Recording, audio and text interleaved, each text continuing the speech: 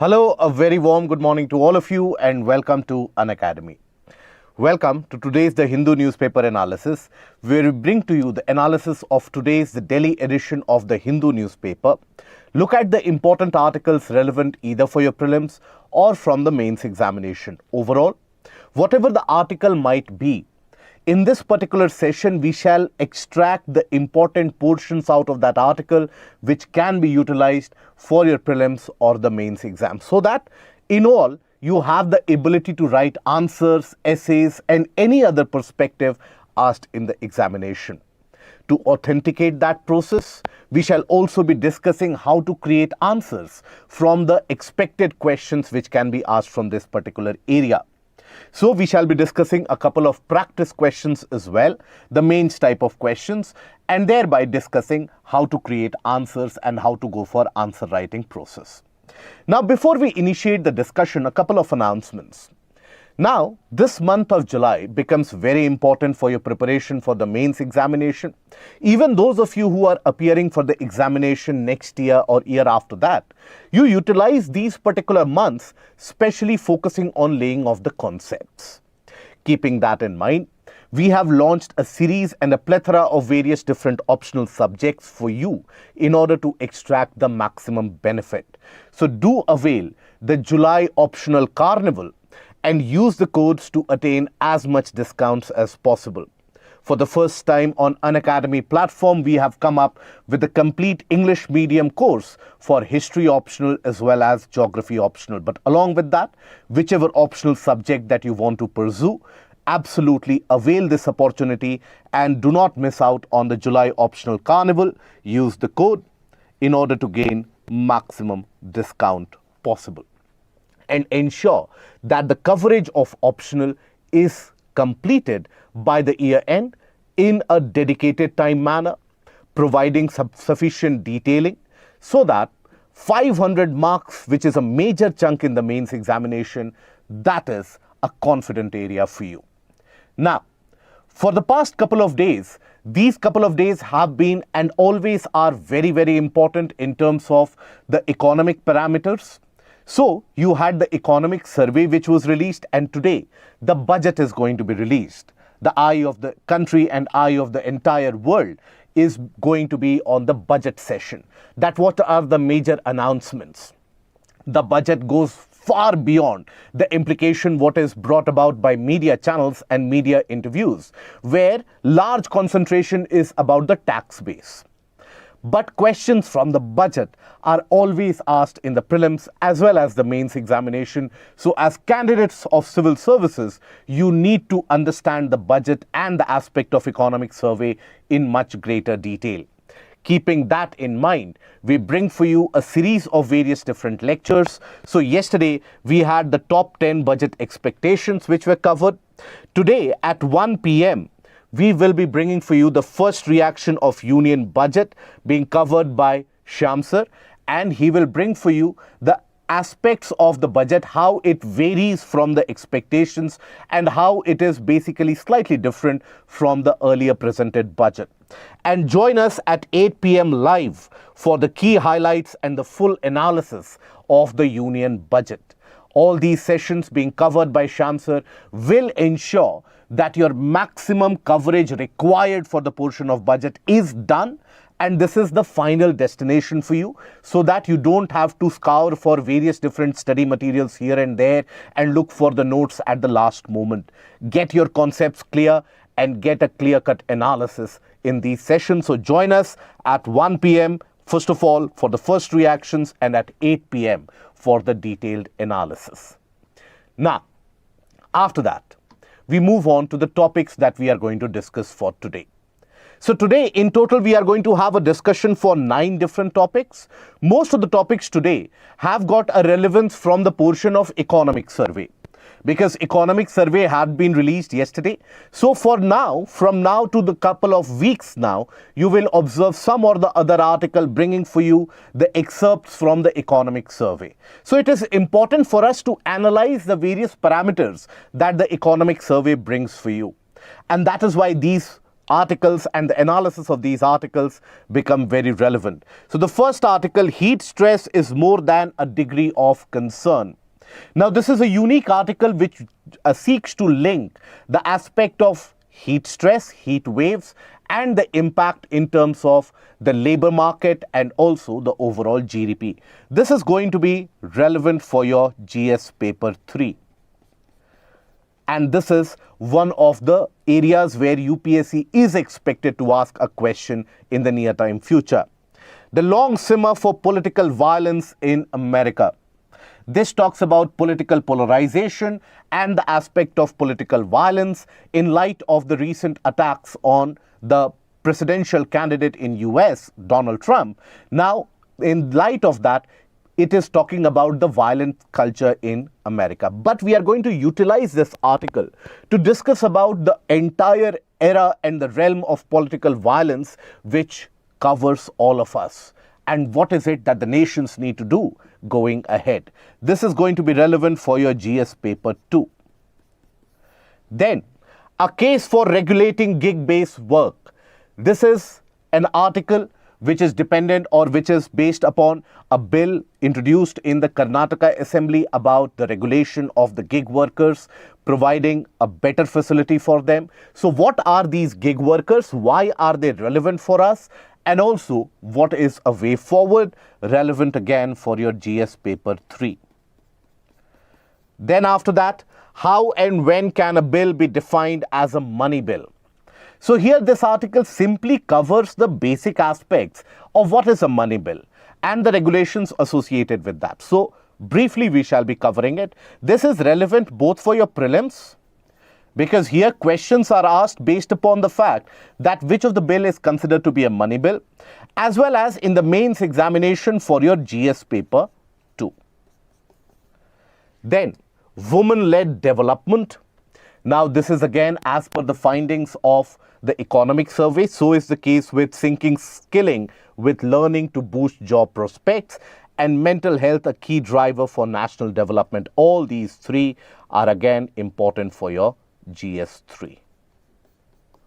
Okay, so let us take a look at these articles and a couple of articles we shall be discussing for the prelims perspectives itself. Starting with the first article of the day.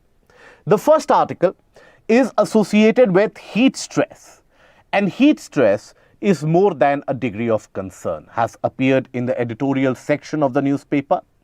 Now it brings for you a unique linkage between the occurrence of these heat waves, extraordinary hotter conditions, and how it will impact the labor market and the productivity in the economy overall. Now here, the article argues that look, climate change has already dawned upon us. It is no longer an academic debate that whether climate change is real or whether it is simply a fictitious story. It is upon us. Now that climate change basically means the increased occurrence of heat waves. Now you have various parameters to define heat waves. For example, in India, the parameters used to describe heat waves are that if any particular region experiences a departure of normal temperature by around 4 to 5 degrees Celsius. Departure from normal temperature by 4 to 5 degrees Celsius, where the average temperature, if in the plain area, exceeds 40 degrees Celsius, and if in the hilly region exceeds 30 degrees Celsius, it can be declared as a condition of a heat wave. Or in brute terms or in absolute terms, if any region experiences a temperature exceeding 45 degrees Celsius, that can also be regarded as a condition of heat wave. Now, just before or just prior to the monsoon season, now the monsoonal rains have brought some amount of relief in many parts of the country. But still, many parts of the country are reeling under extraordinarily higher temperature. But prior to that as well, you would have heard about various different news articles and read various different stories about how temperatures were soaring around 48, 49 degrees Celsius. Even in hill stations, you had a temperature of more than 40 degrees Celsius. Extraordinary warmer conditions were present all across the country. Now, when you have such warmer conditions, you see, when you have people who work, let's suppose, in designated offices, people who basically use chauffeured vehicles or who have the means to use transportation system and reach their place of work, they are not impacted to that extent. As compared to an individual, let's suppose, who is working in a brick kiln, who is basically working to manufacture bricks, or a farmer. Now these people, they have to face the brunt of the heat throughout the day. And that means exposure to higher temperature means oftentimes you are at a risk of heat stroke, various different mental imbalances, and also sometimes leading to death. So when the labor force is facing these hard parameters, then we have to take cognizance of that fact. And we have to understand that it impacts the economy directly. That is what the article is about. But let us declutter this article furthermore. So when we talk about the impact of heat stress, so IPCC, that is Intergovernmental Panel on Climate Change. Now this IPCC, by the way, this article talks about the IPCC report and the IPCC findings. It states that the body's temperature has to be maintained around 37 degrees Celsius. But IPCC in itself is also important for your prelims examination. What is IPCC? Intergovernmental Panel for Climate Change. It is a scientific organization which was formed in 1988 as a result of the work of WMO and UNEP, World Meteorological Organization, and United Nations Environment Programme.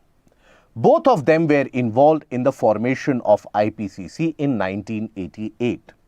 Since 1988, IPCC has been carrying out the groundwork and scientific studies in order to give you the foundational method and the foundational base so as to, for example, what is the level of warming? Everybody talks about global warming, climate change. But how much is the temperature actually changing by?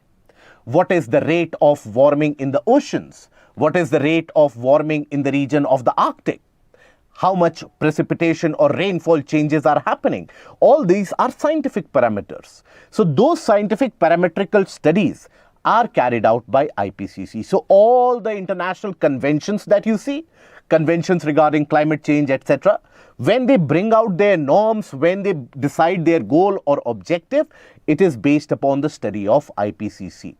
And IPCC is important as it brings out assessment reports. Assessment reports are brought out by IPCC.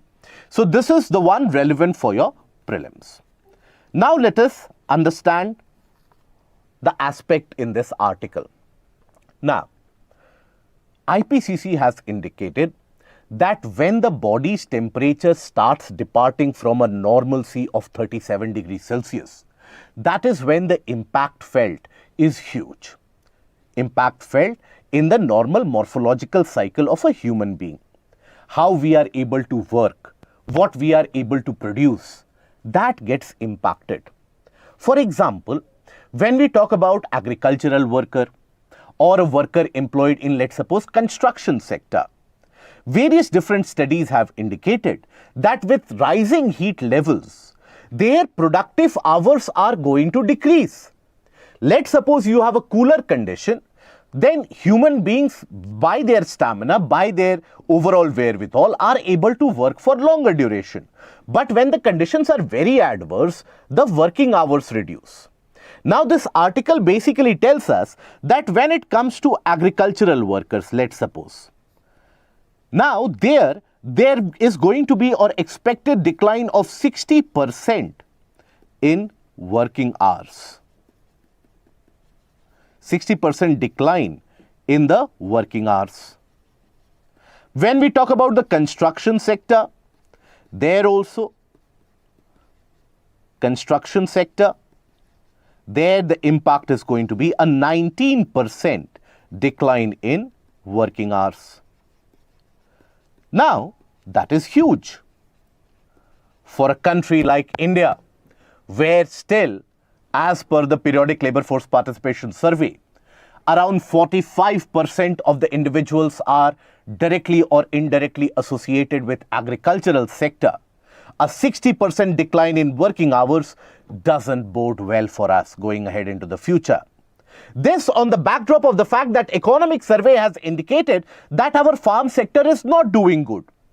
Our crop and the agricultural growth rate from the crop sector is at a paltry sum of around 1 to 1.5%, which is very limited. If you consider that in the background and then consider that the work timings are also going to reduce, you can imagine that basically it is going to create the perfect storm of agricultural misery. As a result of that, the food security of the nation and the world at large, that also gets put under scanner and is put under question. Now, this is one of the aspects. But then, this impact of heat stress overall across all the sectors will induce some of the issues. That is something we have established. Another factor which is brought to light by this article is that it will give rise to inequality. Rise of inequality. Now, what forms of inequality? So there, the inequality can be divided in two terminologies or two broader aspects.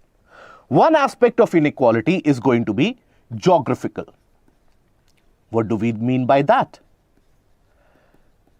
So, the region of Asia and Pacific, they are going to, or even sub-Saharan Africa, there the impact of this induced heat stress exceeding temperatures, they are going to be felt at a much more and a much higher rate as compared to the regions, for example, in Europe.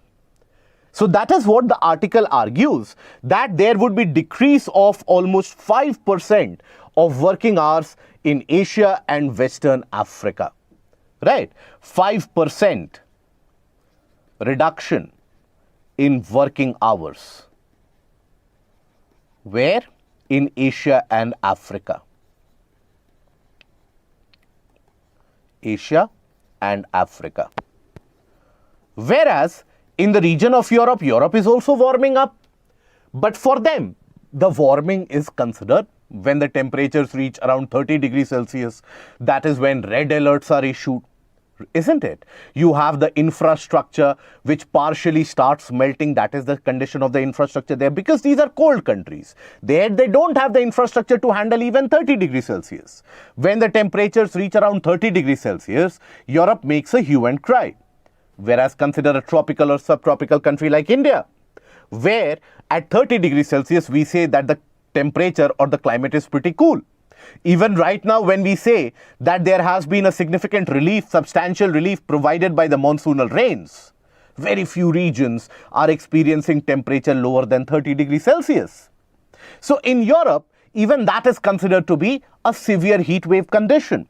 So there, the loss of working hours is going to be by 0.1% decline. So you can imagine, where is it that the labor market or the labor force will suffer more? Always in the regions of underdeveloped part of the world, which lies in the tropics and the subtropics.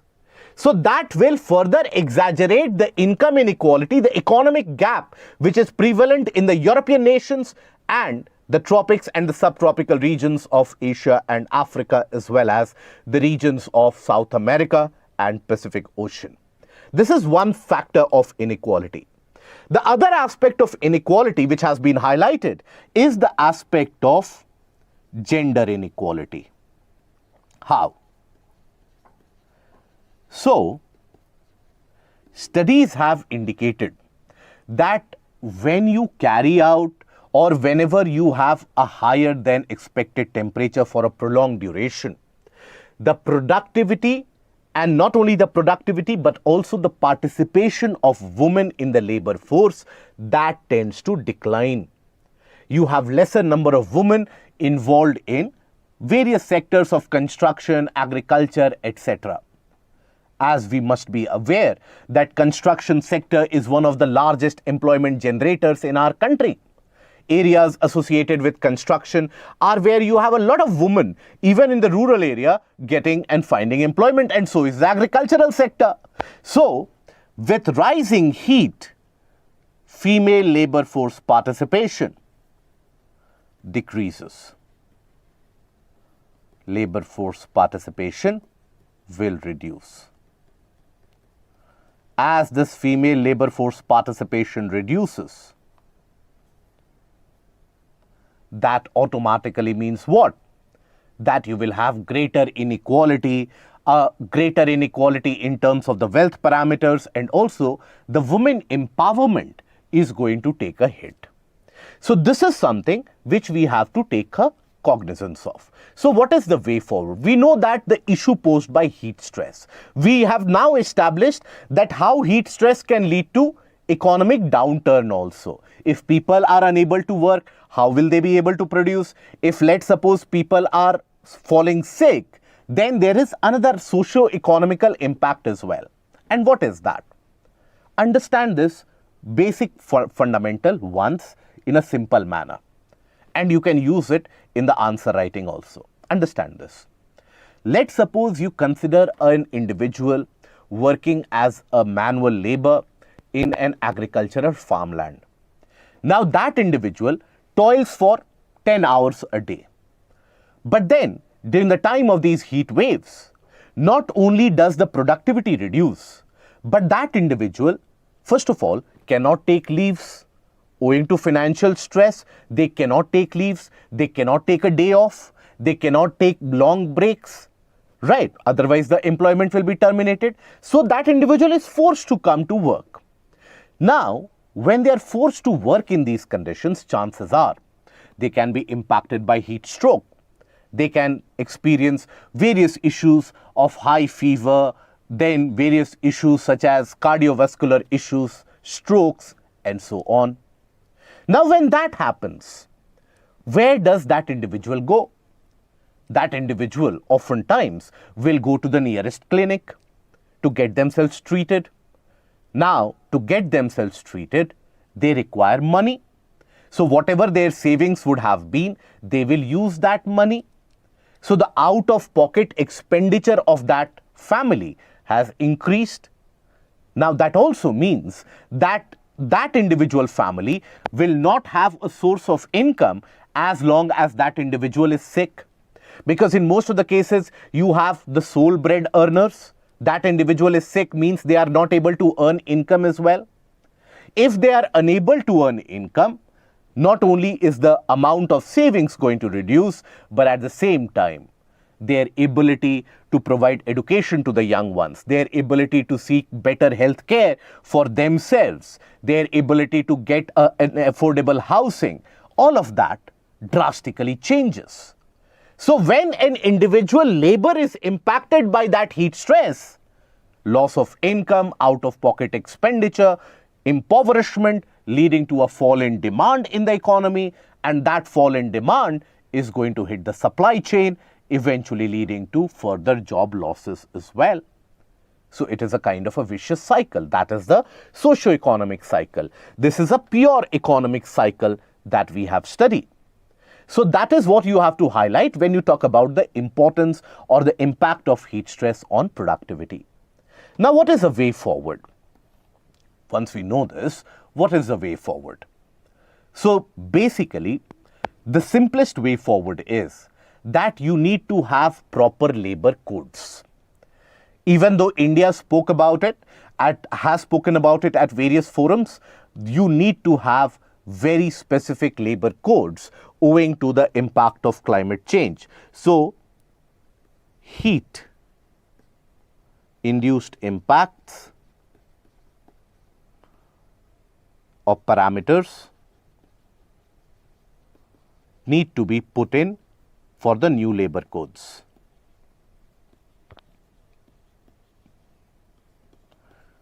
Availability of drinking water facility, availability of or the presence of a nearby hospital, the charges to be covered on the side of the government.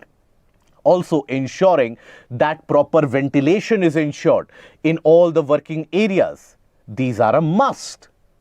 right? So the basic facilities need to be provided. Basic facilities by the employers, right? Working facility or working condition, or when we talk about, let's suppose, the aspect of ventilated regions, availability of water, drinking water,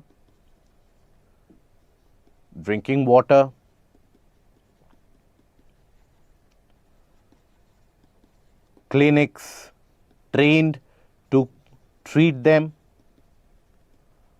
trained to treat individuals of heat stroke, and individuals of heat strokes at right time, not exaggerate the level of disease. So if you ensure that you can work in multiple shifts, right? So shift-based work, limited shift-based work. Now these have to be enforced. These have to be enforced. Only then will you have a condition where the labor force is not only able to participate, but is able to contribute quite significantly as well. So overall in this article, what is it that we have discussed? What is the condition of a heat wave? For prelims, we have had those two discussions, heat wave and IPCC. That will be relevant for your prelims. Then other than that, what does heat stress do in terms of the income levels, in terms of the socio-economic impact, larger economy, growing inequalities, all those factors. Examples we have seen with the agricultural sector, with the construction sector, and also what can be the way forward. This is one of the areas from where you can always expect a question from UPSC this year or the next. Why? Because this year we have had a significant loss of income because of that heat wave. And also, while this election season was being carried out during the conditions of this scorching summer, not only were there casualties, but there were studies which indicated that just the provision of drinking water on regular intervals, only that in itself is sufficient to bring forward or to lower down the casualty rates or the morbidity rates. So that is why, because this has been in news so much, there are chances of this being asked in the exams this time. So bring out the association of increased heat stresses and the impact on global productivity. Suggest measures to ameliorate the issues or to remove the issues. So first of all, what do you write in the intro? It is a 10-marker, 150-worded answer. How do you frame the introduction to the answer? So, heat stress or heat waves are the conditions when you have higher than expected temperature prevalent due to lack of rains, etc. and other meteorological factors. That is your basic one-liner. Now you can limit your introduction there itself, or ideally what you should do is, after that sentence, add another sentence that it has a significant impact not only on the local socio-economic conditions but also on the larger economic parameter. Now what this sentence does, it provides a kind of your entry into the body. It provides a seamless flow of what you are going to write in the body of this answer. So when you have to write the body, that is where you talk about the implications. Start with the aspect of what is IPCC's recommendation that the average body temperature, if it increases from 37 degrees Celsius, that is when you have ill effect on mental, physical health, leading to sometimes cardiovascular issues, sometimes even death. Now this impact is going to be felt in different sectors of the economy. Talk about the different sectors, give the example of agriculture, construction, mention how these employ a significant number of population in our country, and also talk about the importance of maintaining agricultural productivity. In the eye of the rising population, we are going to face the issue of food scarcity if not taken care of.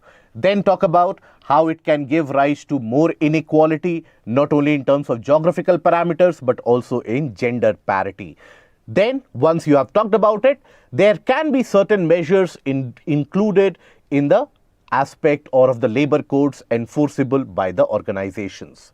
That is where you list down the various way forward. In the conclusion, you can talk about the fact that the world is warming at an inevitable rate. Means it is going to warm up at a significant rate which cannot be denied. So the world is warming at an inevitable rate. And just to ensure that it does not impact our economic wherewithal and our economic parameters, the labor force needs to be taken a significant care of at the earnest. And for that, we need to ensure that the outside conditions of oppressive heat are counteracted by the anthropogenic interventions or human-based interventions at workplace to make the workplace a more conducive environment. That's it. That is how you can conclude the answer. Okay? Try writing on your own and improve your answer writing skills thereby. Now, the long simmer of political violence in America. Now, recently, all of you would have followed the news story where the presidential candidate in US, Donald Trump, there was an assassination attempt. A bullet grazed his ear, and it was something which was an image right out of the movies. But it has brought to attention and brought to the center stage an important debate across the globe, and that is rising political violence. Rising political violence. What do we mean by that? So basically, while violence in any kind should never be supported, this is a kind of a violence where it is very hard to judge and very hard to get to the root of. Because this violence is induced as a result of one's political ideology. And this is a resultant of the world turning out to be very polarized. What do I mean by that? What you observe even in our country nowadays, that people belong to one political ideology or the other political ideology. Right? There is no center stage left around. Either you are with us or you are against us. Either you are for the government, so we will oppose you, or you are against the government, so we will oppose you. Now, that kind of a tussle or a conflict which is created in a society, oftentimes that is laid, or that fuel is laid to the fire by the political speeches, by some of the strong slogans issued during the political rallies. And as a consequence of that, society becomes a very fractious and a very volatile entity. It is due to that you have raging violence across various areas where people find it absolutely normal to resort to violence against a political ideology. Why? Because for them, their own political ideology takes such a supreme character, every other individual is sought to be as an enemy. So they seek any means, whichever is possible, to stop the other individual. Now, this article talks about the fact that in America, during the 60s, the 70s, and up till the 80s, you had significant amount of political violence from the side of the far left. In US, I hope we are aware that there are two major political parties, the Democrats and the Republicans. The Democrats, they end up representing far left, while they were initially they were thought to be the centrist party, but now they have swung to the far left in terms of their political ideology, in terms of their economic policy, and so on. Republicans, on the other hand, are thought to be the far right. Okay, so in the 60s, 70s and the early 80s of US, you had significant amount of political violence incited by the far left, the present day Democrats. And that is where you had assassination attempts on the presidential nominees, the presidential candidates, and it was at that point of time when the president of US was also assassinated. The JFK assassination, which still brings forward many conspiracy theories across the world. Now, from the 80s till the 2000s, It is the political right which has advocated violence to resort to its political claim in US. So this has been on the rise. And to add on to the fact, the gun culture in US, which is a very sensitive policy, that means every other individual can have a gun, not only a simple gun, but even various different types of automatic rifles and automatic guns, etc. Now that means any individual who has that kind of a political extremism is not restricted to any political ideology. It can be there for any aspect, any particular belief system. So that individual who is believing in political extremism now has got the means to enforce that political extremism by the means of violence, by the means of gun. That is where attacks have been there on the judges, on various different justices and various different governors, political nominees, presidential candidates, etc. But then we have to ask ourselves, is this political violence only restricted to US? When we talk about this kind of a gun culture and this kind of an attack directly on political representatives, it is in the developed world or developing nation, you can restrict it only to US. Other than US, maybe you will find it in certain areas of certain conditions of Mexico, Philippines, some portions of sub-Saharan Africa, that's it. But then, that simmering violence within the society, that violent thought and behavior within the society, that is prevalent across the world. Why is that the case? So that is the case because of increased polarization. Why is there an increased polarization? Now, while it is always suitable for the citizenry to say that, see, our leaders are like this, it is the work or it is the responsibility of the political leadership. That is the easiest excuse we give for everything. Even if the roads are bad, leaders are there to be held responsible. Even if there is a lot of garbage, it is the work of the leaders. Even if there is violence, it is the work of the leaders. Everything cannot lie at the doorsteps of the political leadership.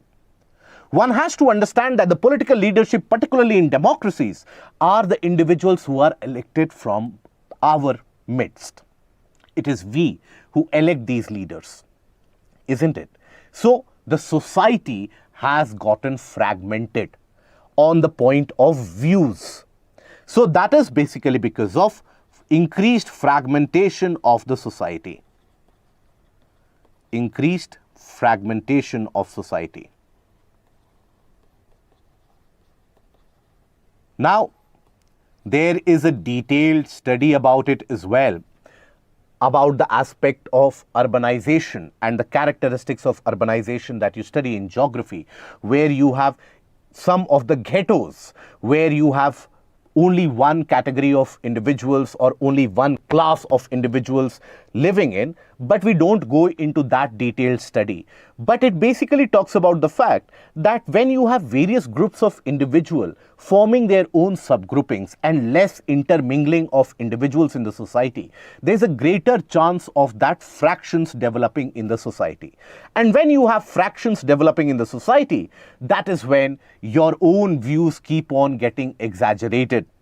You get into that feeling that what I feel is the correct one, everyone else is incorrect. And that is when eventually it takes the level of extremism.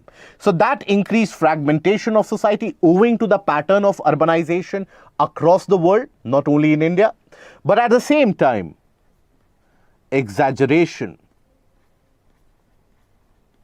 and amplification of views. Amplification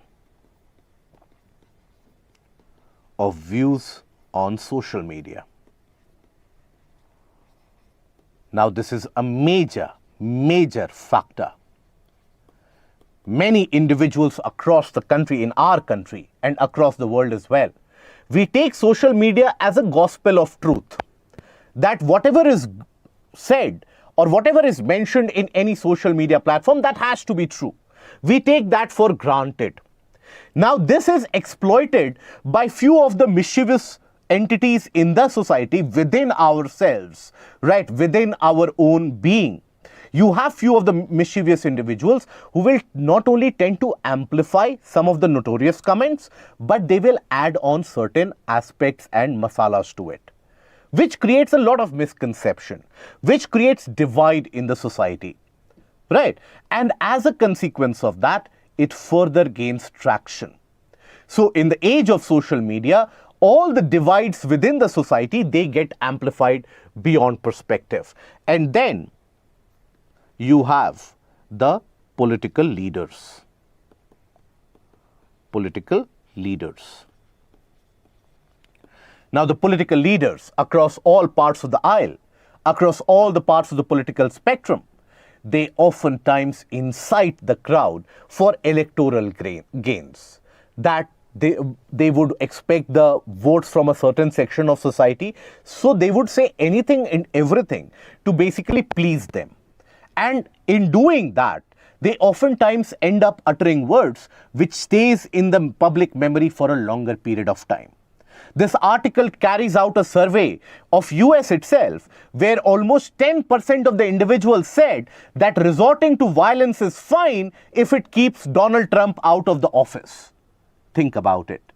10% of the individuals, if they feel that violence is fine, means it can surmount to even assassination attempts. Even assassination is fine just to stop Donald Trump. That is where ideologies are personalized. This is another major issue. Increased personalization of ideologies. Personalization of ideologies.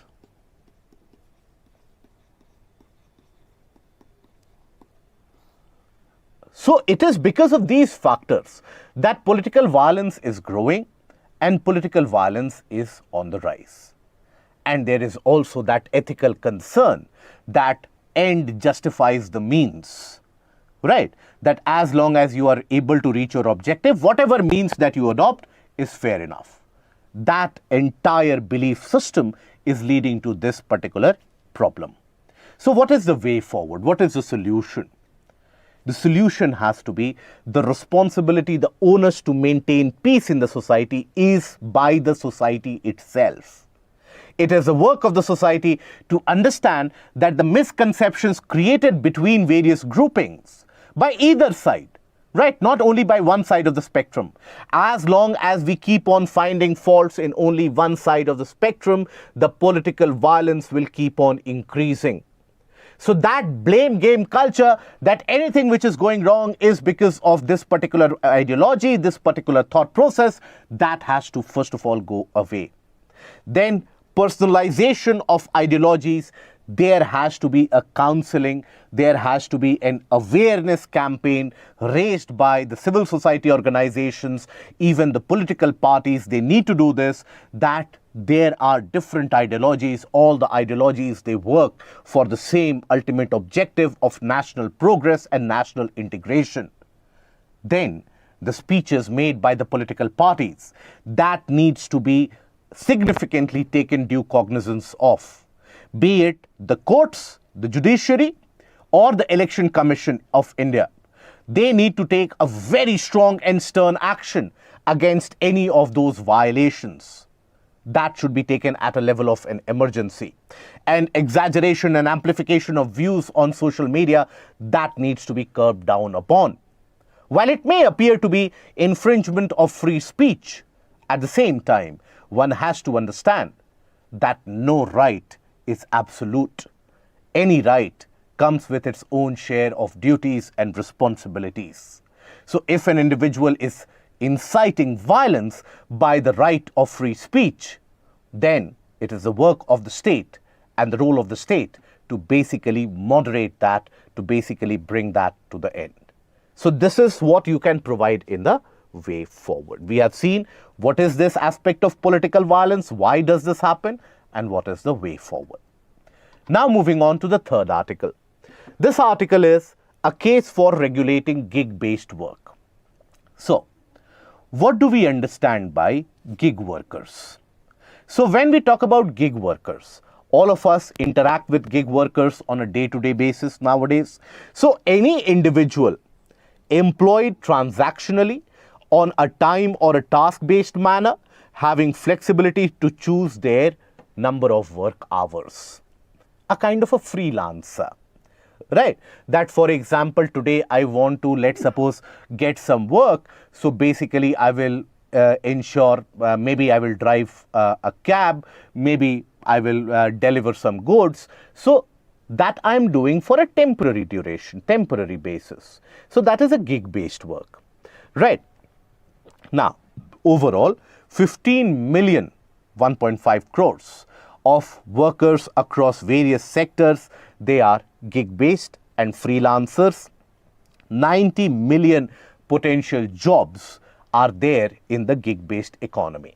Now, there also, you will have various different services such as Swiggy, Zomato, Dunzo, Urban Company, all of these, Uber, Ola, all of these that you hear about, they end up coming into the sector of gig-based work. Now, these gig workers, they are facing the brunt of the employee or the employers for some time now.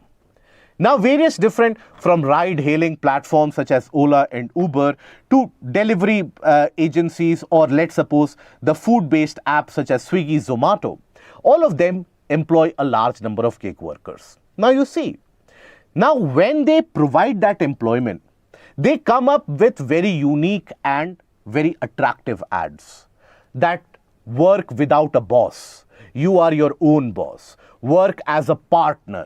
Work as a captain, right? Like this. You will come across that the partner is delivering this in your location, etc. Now, that is where many of the people, they are attracted, incited to take the job. That, okay, I will be an individual, or I will be a master of my own self. I will be a master of my own working hours, so I can do this. Many of the people take up the profession. But upon joining, they find out that they are faced with very long work hours which are not flexible. If they want flexibility, then it is correct that they don't have a boss. There is no individual as a boss. But you have a big boss. That is what the article argues. The big boss in the form of algorithm. You would have oftentimes come across, whenever you would have tried to get an app, you would, or get a, let's suppose, a cab ride from one place to another. You would oftentimes have faced this difficulty that there are multiple cabs around you, but they are not ready to accept your ride. Why? Because they want the algorithm to work in a certain way so that they are rewarded, right? So there is that algorithm. If the worker, or if, let's suppose, the cab driver wants some flexibility in the work, the algorithm will punish them. So for the same ride, they will be given lesser incentive. Now, while it is referred to as a freelance work, that for temporary hours or temporary duration, but as per the survey, majority of the individuals, they rely on this as the prime sector or the prime income generator. So for them, it is not a part-time work, it is a full-time work. But then this full-time work doesn't come with any social security, be it the aspect of insurance, medical schemes, or educational benefits. None of them are provided. Now, they are not under the purview of the labor codes or the labor laws. Why? Because under the labor laws, you need to have fixed working hours, fixed employment. Here, you have people who are working on contracts, and by mentioning that it is flexible work hours, it is a kind of a freelancing work hour, these organizations, these companies, they escape that route of regulation as well. So who suffers at the end of it? It is the gig workers, right? So there are multiple points of concerns for the gig workers. And please understand, for a country like India, where the formal sector job development or the job provision is quite limited, these gig workers, they are very important, or this gig economy is very important driver for national growth and the GDP growth in the coming years, isn't it? So we have to take a look into the point of concerns with utmost seriousness. Large labor force participation is there. Millions of people are working in this gig sector, and many more millions are going to join in the near time future. So all of them cannot be put at abeyance just because certain organizations, private organizations, they aim to seek profit. Then, lack of regulated conditions of work timings, etc. For example, many of the cab drivers, they work for around 11 hours, 12 hours.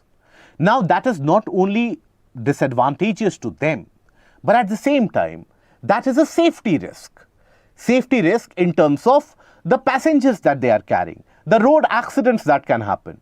We have to keep in mind that India is the home to the largest number of deaths due to road accidents. Take a look at any of the Zomato rider or a Swiggy rider, or for that matter, a cab driver. Look at the way they handle through the traffic. It is absolutely dangerous.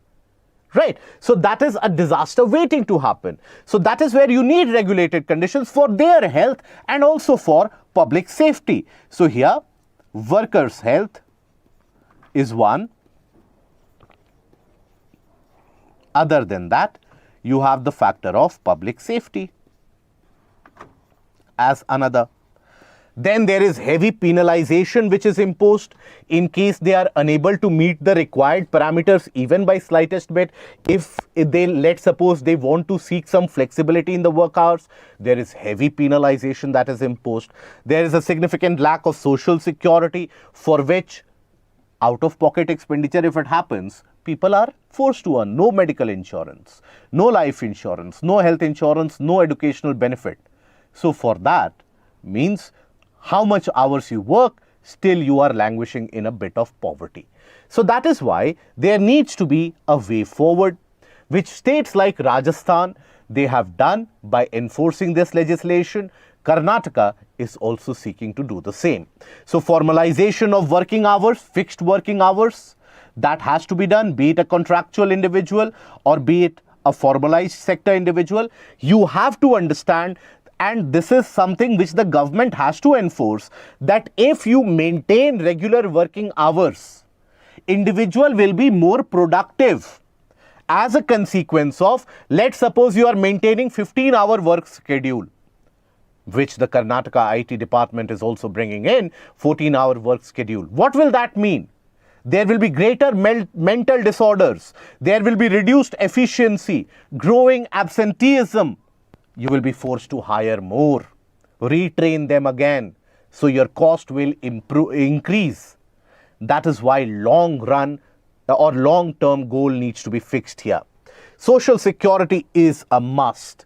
And this algorithm which drives their incentives, that how many orders you have to deliver, how many rides you have to take, there needs to be a transparency behind this. Right? That which are the parameters that I will fulfill so that I will be able to earn. If I have earned enough for a day, what is my target? Then I can take my day off. If you are providing that kind of a freelancing, then provide transparency as well. Isn't it?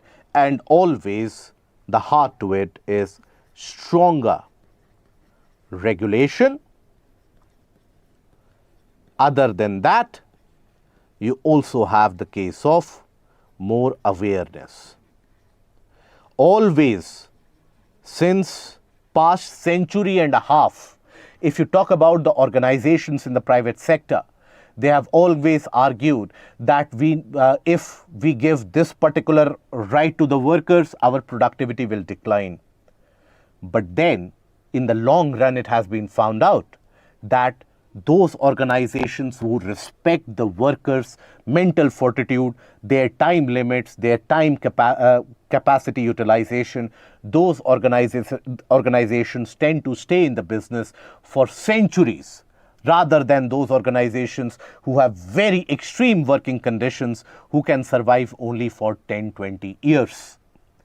That is why the famous quotation that work culture eats the strategy for breakfast, which means unless and until you set that culture in place, whatever strategy, business strategy you devise, it is never going to be long lasting. Eventually, human capacity will break, and then you have to face that loss in business as well. Okay, so that is the way forward that the government, state governments here, local bodies here need to enforce. Okay, then discuss the relevance of gig workers in a country like India, bring out the issues plaguing them and suggest a way forward to improve the situation. So here in the intro, you talk about who are gig workers, right? Those working for a temporary part-time duration, those are the gig workers. That is what you write in the intro. Then after that, in a country like India, where you have limited amount of job creation in the formal sector, this provides a huge opportunity for side income and also main income for the less skilled individuals in certain cases, and as a part-time measure for many of the individuals that you can talk about. Then after that, talk about the various issues that we have discussed and mention the way forward as well. Okay. Now the next article. How and when can a bill be defined as a money bill? So when we talk about money bill, so for example, when you have the case of the budget, which is the annual financial statement, that is considered to be a money bill. So this article is with relevance to that. Now Article 110 of the Indian Constitution talks about what are the aspects where a bill is regarded as a money bill. That is relevant for your prelims and mains. Direct questions are asked from this, and still students oftentimes find it difficult. Now, there are 6 conditions under which any particular bill dealing with these 6 conditions, they will be treated as a money bill. So, a bill shall be deemed to be money bill if it contains, this is Article 110. Article 110.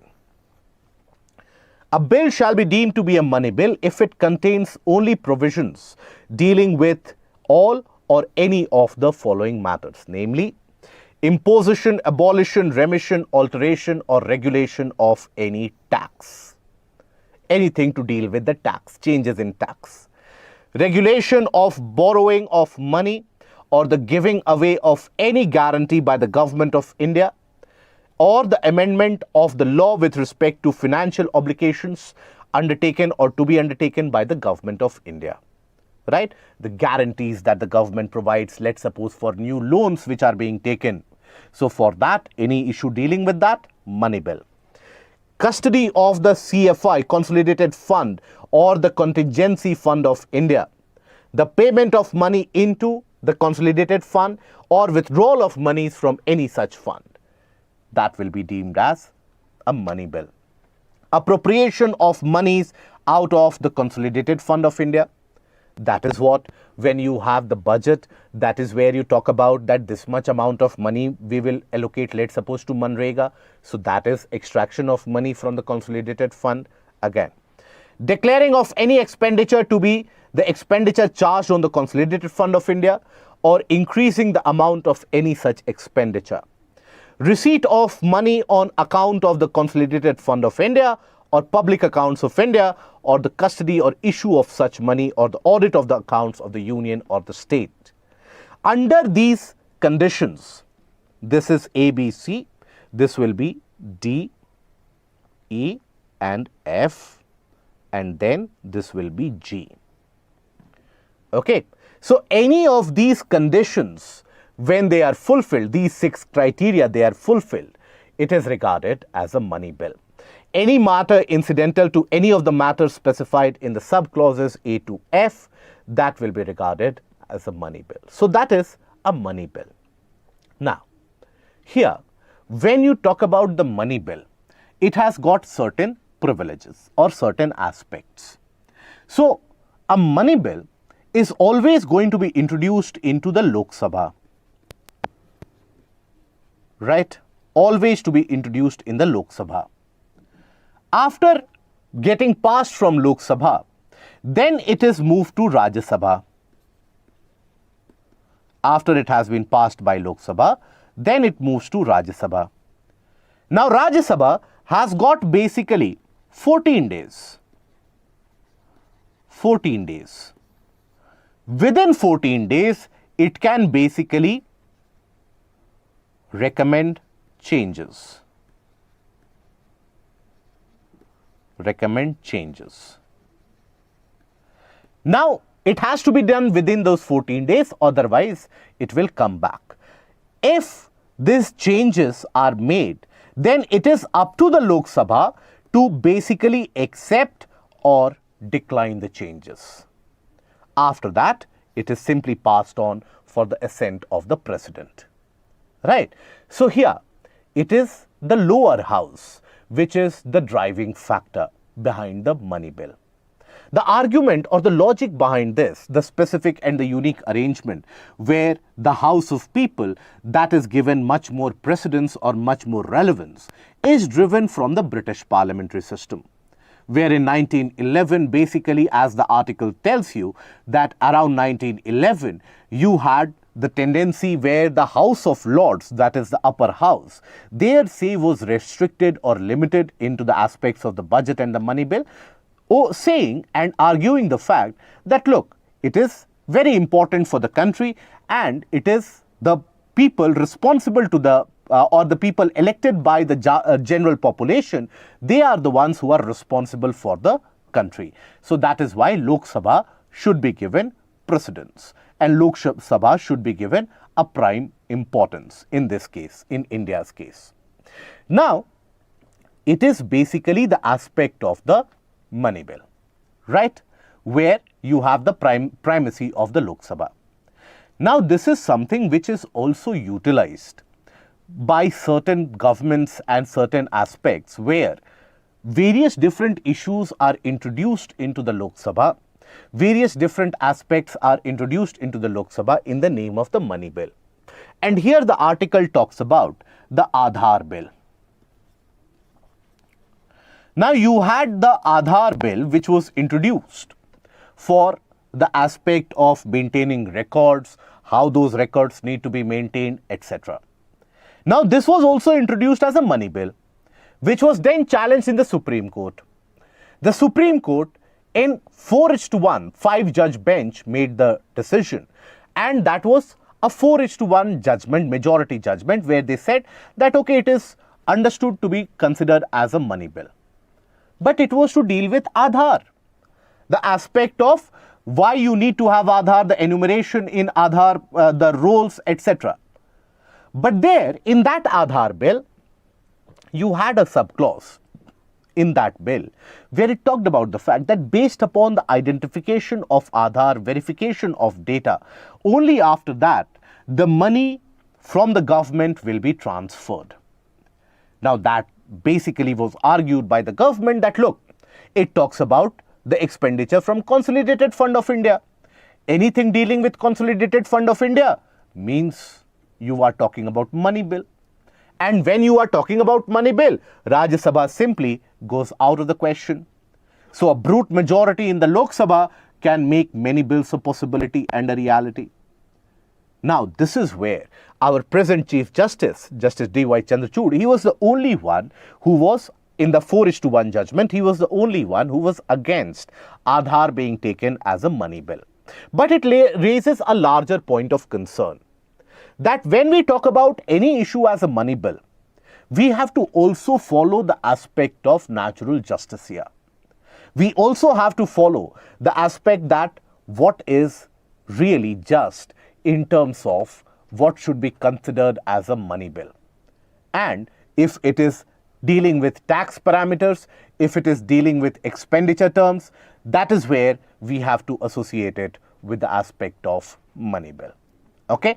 Now, in this article, relevant for your prelims, what is considered to be a money bill and the provisions associated with that. That is relevant for your prelims. If for the mains examination, what are the challenges faced when you have any other bills being bulldozed as another money bill. Okay. Now, then few of the articles indicated by the economic survey that we look at very briefly. India has shifted to women-led development. Female labor force participation rate has been rising.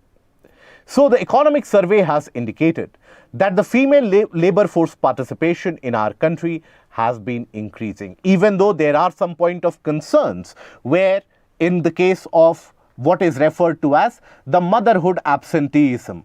At the time of motherhood, at the time of childbirth, the workplaces are not friendly enough, and that is where many of the women, they don't go to work anymore.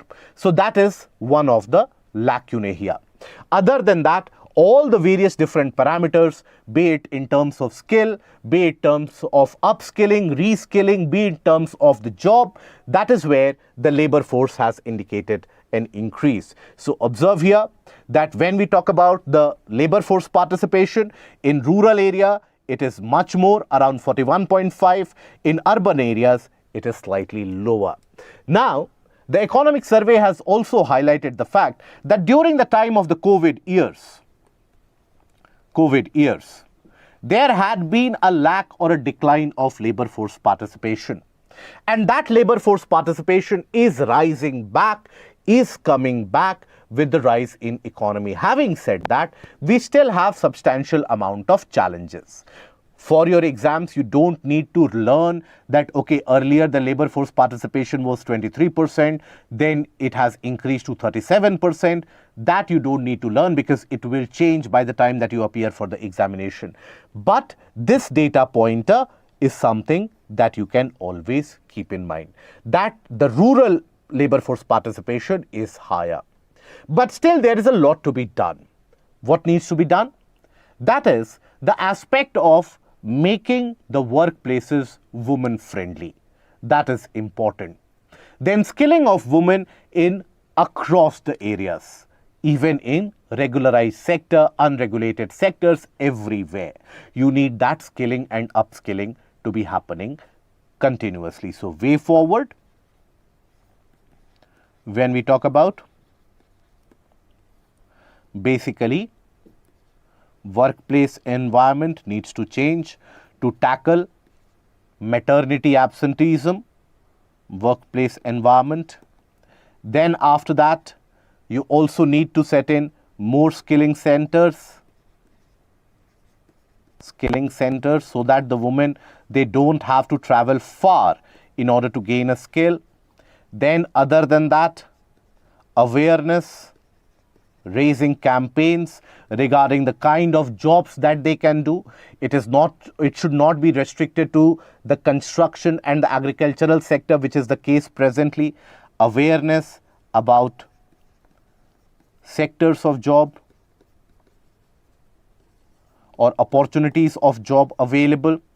Then other than that, you can also talk about the examples of upskilling. That is something which can be used for greater awareness.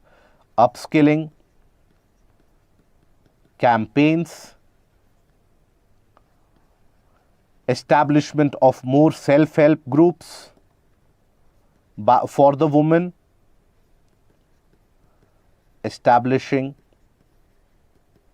more self-help groups by the women so that they have some amount of financial independence. And that is when you have the real woman empowerment. So that is what the entire article talks about. It presents various different data pointers, but largely it talks about the motherhood penalty and also talks about the fact that the government overall has been successful in increasing the amount of budgetary deployment for the gender-based budgeting.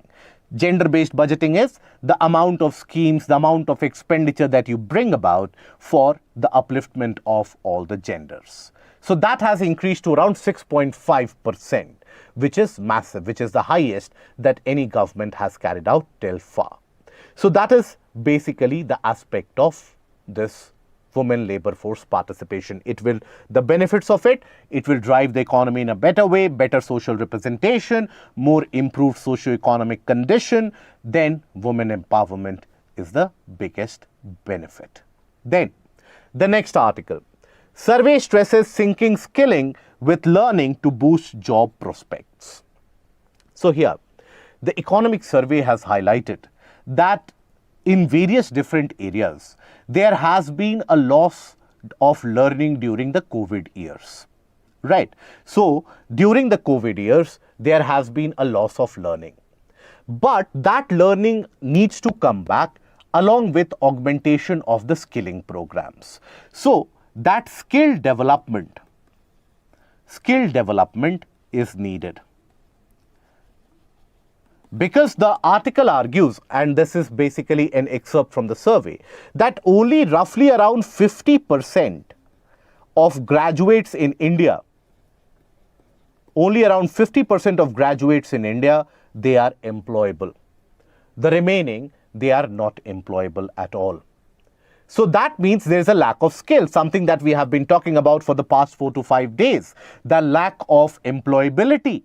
So that requires skill development. Now, larger perception which has been built around is the fact that if you are uneducated or illiterate, only then you need to go for skill development. That is not the case. Even if, let's suppose, you have carried out your studies till graduation, but let's suppose you want a job, let's suppose in the IT sector, you can go for skill development in the IT sector. You can go for certain programs which will enable you to gain the proficiency in coding languages, which will make you employable by the IT sector. Right. So that skill development and skill upgradation program should not be restricted only to the illiterate population. That has to be significantly diversified. Now, during the COVID years, there has been a significant loss of learning. How? So, we had talked about day before yesterday, learning outcomes in the schools. For example, a class 10th level candidate unable to solve a class 5th level problem, that is poor learning. So, that is something which we faced, the entire world faced during the COVID pandemic. That will be reflected in the workforce in the coming years. The median age of the workforce right now is 28 years. Over a period of time, this is going to increase. Now, that is where, if you have to utilize the demography of the country, you need to be able to provide employability. The economic survey is particularly harsh this time on the private sector as well. That the private sector, while they are reaping a lot of benefits, they are unable to generate jobs. So there, the role of skilling, the responsibility of skilling can also be provided to some of the private sectors. That ensure that if, let's suppose, you require a workforce with certain proficiency, you simply cannot say that none of the people are employable. Provide them the training. What is the kind of workforce that you require? We have given the basic education. Now you provide that upskilling, make that individual proficient in that sector. That internship, apprenticeship programs, that needs to be taken up. So that is the argument of the survey. Now here, the attention has also been paid on the education sector. In the case of the education sector, it is basically the learning from the education sector which is impacting significantly. In the case of the education sector, the spending is very less by the state governments as well as the central government is very less. Okay. As a result of that, you don't have the desired outcome. Infrastructure is not there, teachers are not there, and so on. Other than that, you will also have the fact that central governments, it is both by the state and center.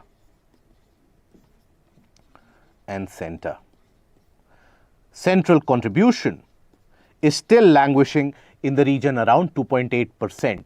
That needs to go up to around 6%, right? So there is a huge gap, is around 2.8% of GDP, which is still very low. Then lack of integration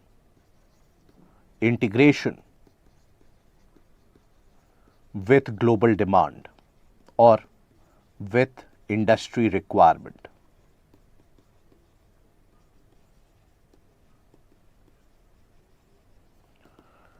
Okay, these are some of the aspects. For example, the article also argues that in last year, you had that the financial year 2023-24, total expenditure was 60,000 crore lower than the budget estimate. 60,000 crore.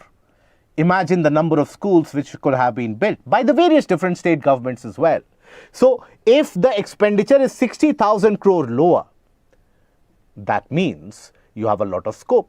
You still don't have those many schools, you still don't have that required amount of infrastructure. Then basically the dropout rates which have been considered during the COVID years, etc., that also tends to increase whenever you have the lack of faith in the system. That is highlighted by the survey, not the article. If you read the survey in detail, it talks about the fact that an individual who, let's suppose, continues the study, but after that he is unable to find any job. Another individual who does not complete the study and is able to find some vocational work and earn money. That basically ends up indicating to a larger population that you don't necessarily need to be carrying out education to get the job. That is where you have increased dropout rates as well. So for that, what do you need? Institute to industry, better connect as well. Okay. Now, the next article, mental health, a key driver of individual and national development. This is for the first time where the economic survey brings out a relationship between the individual development or national development and the conditions of mental health. Mental health issues are being faced by individuals in the workforce, individuals who are in their studies. Research by the NCRTs, they have indicated that majority of the students, they suffer from anxiousness, they suffer from low confidence, they suffer from extreme emotions, mood swings. That is very common. When we talk about individuals in working area, now due to long working hours, lack of flexibility and very harsh targets that they have to face, majority of the individuals in the working space, they face financial insecurity. They face issues of mental, in certain cases, mental disorder leading to reduced productivity as well. Okay, so that increased work hours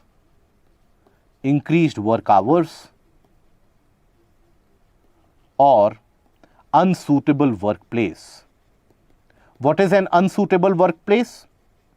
Where basically the human factor is eliminated from the workforce, where you only have the mechanical factors which are talked about. So there, the unsuitable work hours or workplace, that leads to mental stress. And people don't have an option because lack of financial freedom or lack of financial independence.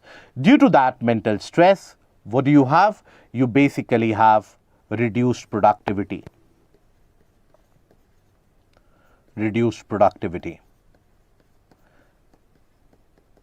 Various forms of mental stress, lack of sleep, etc., overall leading to lack of productivity. That reduced productivity means lower output.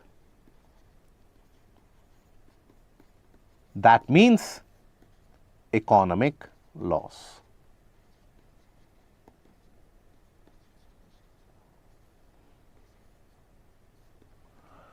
Right.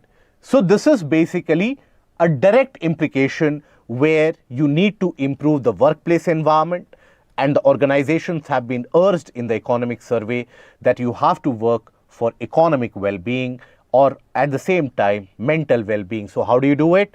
Counseling sessions need to be provided at the school level, and at the early level there has to be enough amount of therapeutical interventions. For example, when we talk about the mental health and the conditions of the mental health, right now we have the number of psychiatrists as 0.75 per 1 lakh population.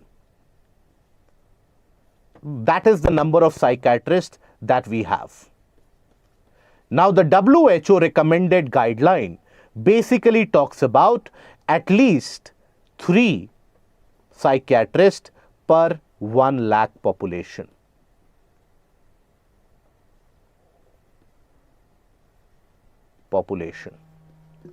That is basically the WHO guideline.